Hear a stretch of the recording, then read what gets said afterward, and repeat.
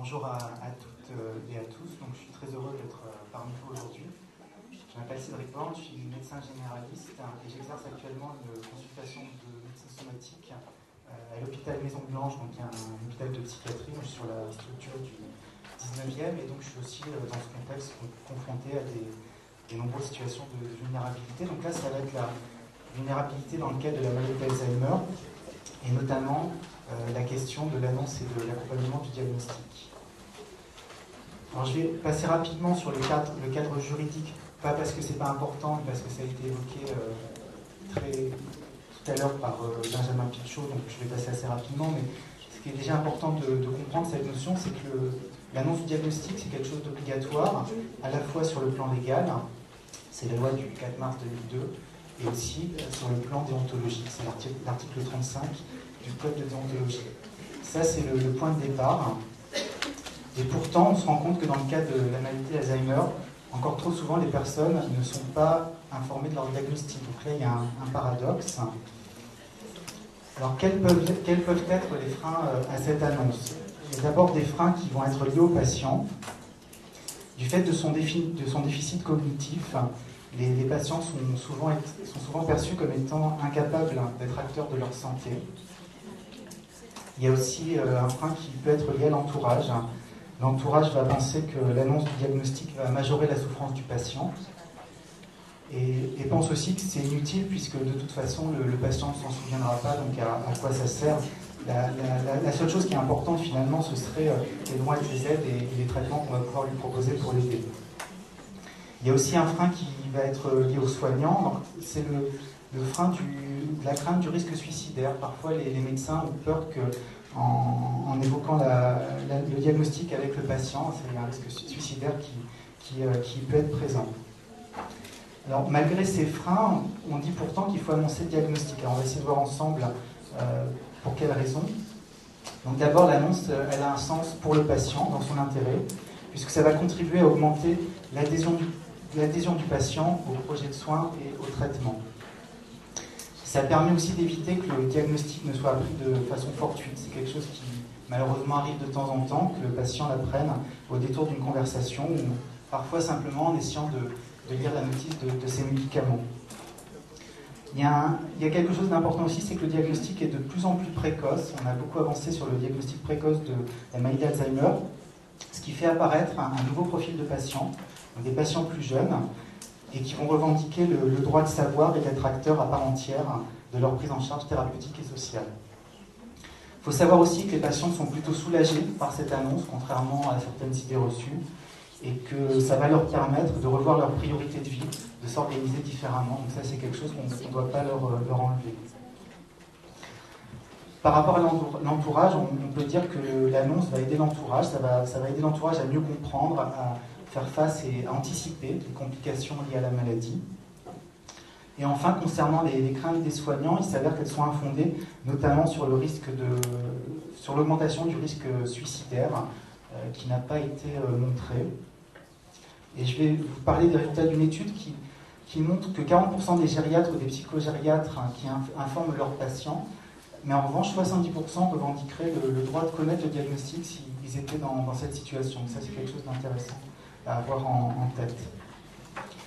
Donc si l'importance de l'annonce du diagnostic aux patients semble désormais évidente, on comprend bien qu'il est important que cette annonce soit accompagnée d'un certain nombre de précautions.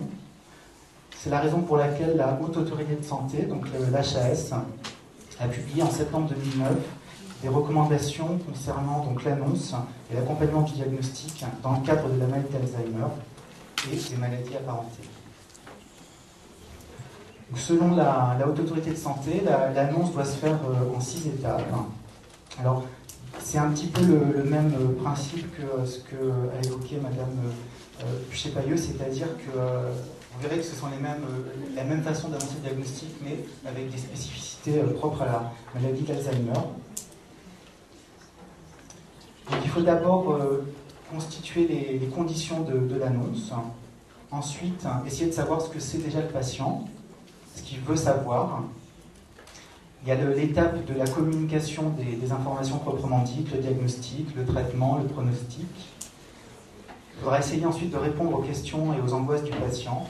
Et enfin, on terminera l'annonce par la planification des étapes suivantes. Donc, si vous voulez bien, on va développer ces étapes une par une. Donc, je vais d'abord vous parler de ce que j'appelais les préliminaires, c'est-à-dire les conditions de l'annonce. Alors, bien sûr, il faut que ce soit un lieu approprié, un lieu calme, que ce ne soit pas un lieu de passage. Il faut prévoir du temps et demander à ne pas être dérangé. Alors ça avait été évoqué tout à l'heure, effectivement, le fait de solliciter la présence pendant la consultation d'un autre soignant d'équipe. Ça pourrait être une infirmière ou un infirmier, un psychologue. Et ça permettra d'assurer le relais du médecin en cas de besoin. Et enfin, il faut proposer au patient, pendant cette consultation, de se faire accompagner par un proche s'il le souhaite. L'étape suivante, ça va consister à explorer la manière dont le patient perçoit et vit la maladie ou les troubles qui sont associés. Alors pour illustrer cette étape, je vais vous présenter un dialogue qui pourrait être celui entre un médecin et son patient. Le médecin pourrait demander à son patient: que pensez-vous de ces troubles, de cette maladie? Je trouve que c'est normal d'avoir la mémoire qui flanche à mon âge. Qu'est-ce qui vous fait penser ça? Quels sont les problèmes que ça vous pose actuellement? Y a-t-il des choses qui ont changé dans votre vie? J'oublie tout, j'ai l'impression que c'est une vraie passoire là-dedans. Ça veut dire quoi, c'est une vraie passoire là-dedans? Eh bien, je ne retiens plus rien, c'est simple, j'oublie même le nom de mes petits-enfants, c'est comble. Je sens que ça vous attriste. L'étape suivante, ça va consister à explorer la manière dont le patient perçoit la maladie d'Alzheimer et sous-entendu ce que le patient veut en savoir. Donc de nouveau, je vais vous illustrer cette étape par un dialogue qu'on pourra avoir entre le médecin et son patient. Que vous évoque la maladie d'Alzheimer? Que savez-vous sur cette maladie? On n'a entendu que des choses horribles sur cette maladie. Tout le monde en a peur. Une fois que c'est là, on ne peut plus rien faire. Vous pensez donc qu'il n'existe pas de solution pour faire face à la maladie d'Alzheimer? C'est bien ça? Oui, il n'y a rien à faire, il faut bien du courage. Qu'entendez-vous exactement par « il faut bien du courage » ? Donc vous voyez que c'est une étape qui est importante, de comprendre le point de vue du patient et de son entourage, puisque c'est cette étape qui permettra de proposer des objectifs thérapeutiques qui seront adaptés et qui ne resteront pas généraux. Alors vient ensuite l'étape de l'annonce du diagnostic proprement dit. Donc là, c'est la transmission des résultats. Alors d'abord, l'annonce, c'est une annonce qui est longue et qui peut se faire éventuellement sur plusieurs consultations. On n'est pas obligé de la faire lors de la première consultation. Selon la loi, c'est très, très précis comment l'annonce doit être faite. Donc le patient doit être informé le premier de son diagnostic. À sa demande, l'annonce peut être partagée avec une personne de son choix. En cas d'incapacité à exprimer cette demande, le diagnostic est annoncé à la personne de confiance ou à défaut à un membre de son entourage en présence du patient.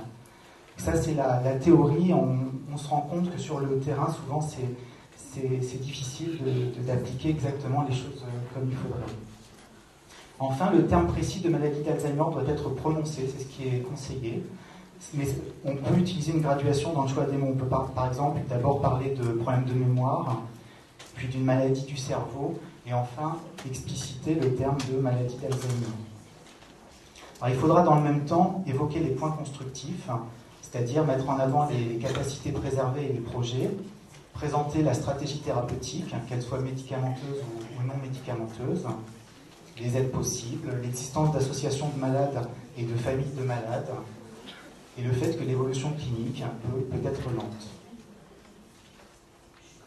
Vient ensuite l'étape pendant laquelle il faut essayer de répondre aux questions et angoisses du patient, qui sont souvent nombreuses. Pour cela, il faut être à l'écoute du patient, le laisser réagir, exprimer ses émotions face à l'annonce du diagnostic, l'aider à mettre des mots sur son ressenti ou à poser des questions. Il faut aussi essayer d'évaluer son niveau de compréhension, ce qui n'est pas toujours facile, et de répondre à ces questions, en utilisant le vocabulaire le plus simple et le plus clair possible. Ce qui est important aussi de ne pas faire attention à ne pas rentrer dans des explications trop compliquées de la maladie et sa physiopathologie. Enfin, l'annonce du diagnostic doit se terminer par une synthèse de ce qui a été dit et la planification des prochaines étapes du suivi. Donc le médecin pourra inviter le patient à consulter rapidement son médecin traitant. Puis il faudra lui proposer la possibilité de le revoir rapidement, que ce soit par lui-même ou par un membre de son équipe, donc en lui précisant qui joindre, quand et de quelle manière.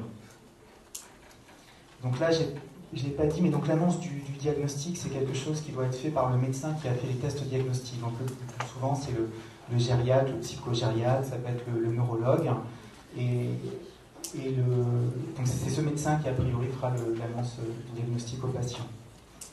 Alors, je vais vous parler de quelques situations particulières. Par exemple, l'annonce du diagnostic de la maladie à un stade sévère. C'est une question qu'on peut se demander. Est-ce que, quand la maladie est très évoluée, ça va servir à quelque chose ou pas de dire le diagnostic? Il faut savoir qu'à un stade sévère de la maladie, ça reste très difficile de préjuger des capacités réelles de compréhension du patient, et que les patients, même à un stade sévère de la maladie, vont pouvoir tirer un bénéfice de cette annonce. Il faut vraiment voir dans l'annonce du diagnostic une marque de respect et de reconnaissance envers le patient. Alors, il y a aussi la question des réticences ou de l'opposition de la famille à l'annonce. Ça, c'est quelque chose qu'on peut voir. Donc, dans ces cas-là, il est conseillé de rencontrer la famille à part pour comprendre d'abord les raisons de cette opposition. Ensuite, on va essayer d'expliquer l'intérêt de l'annonce, que ce soit pour le patient lui-même ou pour son entourage, mais aussi les conséquences d'une non-annonce si jamais le patient découvrait le diagnostic seul par la suite. Alors, on a parlé de la notice de médicaments, mais ça peut être aussi une parole de soignant. Vous pouvez imaginer qu'au domicile du patient, le soignant reçoit un coup de fil. Non, je suis encore chez Monsieur Martin. Non, c'est le patient qui a la maladie d'Alzheimer. Ouais, donc, des fois, on peut très facilement dire des choses de façon complètement involontaire, ce qui peut être dramatique si c'est fait chez un patient qui ne connaît pas son diagnostic. Qui l'a oublié, mais alors ça, c'est quelque chose sur lequel on va revenir, sur le fait de réévoquer le diagnostic chez un patient qui l'a oublié. Il y a aussi une autre situation qui malheureusement est de plus en plus fréquente, ce sont les patients qui sont isolés socialement à domicile. Il n'y a pas d'entourage familial, il n'y a pas d'entourage d'amis. C'est malheureusement des situations qu'on voit de plus en plus. Donc, que faire dans ces cas-là par rapport à l'annonce du diagnostic? Donc, ce qui est conseillé, c'est de l'annoncer seulement une fois qu'on aura mis en place toutes les démarches médico-psychosociales. Quelques remarques donc, sur le fait de réévoquer de temps en temps le diagnostic. Alors, on a parlé de l'annonce du diagnostic. Maintenant, est-ce qu'il faudra effectivement reparler du diagnostic chez un patient qui va effectivement l'avoir oublié? Alors, dans certaines situations, effectivement, on conseille de réévoquer le diagnostic, notamment quand le médecin se trouvera dans une situation de déni qui pourra générer des risques pour le patient. Donc, ça va être le cas, par exemple, pour le risque lié à la conduite automobile, où ça pourra, la maladie elle-même pourra donner des arguments pour expliquer au patient les raisons pour lesquelles la conduite va devenir dangereuse pour lui. Une autre question aussi, une autre remarque plutôt, c'est l'annonce de la survenue d'une autre maladie grave comme un cancer. On a un patient qui a une maladie d'Alzheimer et chez qui on vient diagnostiquer un cancer. Qu'est-ce qu'il faut faire? Est-ce qu'il faut lui dire ou pas? Donc là, sur ce plan-là, la spécificité de la maladie fait que l'atteinte du fait de l'atteinte cognitive des patients fait que cette annonce doit se faire selon les mêmes principes que ceux énoncés précédemment. Donc il faudra effectivement, pour les raisons qu'on a vues, lui dire le diagnostic de cette autre maladie, mais en prenant bien sûr toutes les précautions qui doivent accompagner cette annonce. Alors l'annonce du diagnostic en pratique, ça c'était un petit peu l'aspect théorique, mais donc, je me suis moi-même interrogé sur la réalité de la situation dans les cabinets entre les médecins généralistes, leurs patients et leur entourage, comme disait Emmanuel Hirsch tout à l'heure.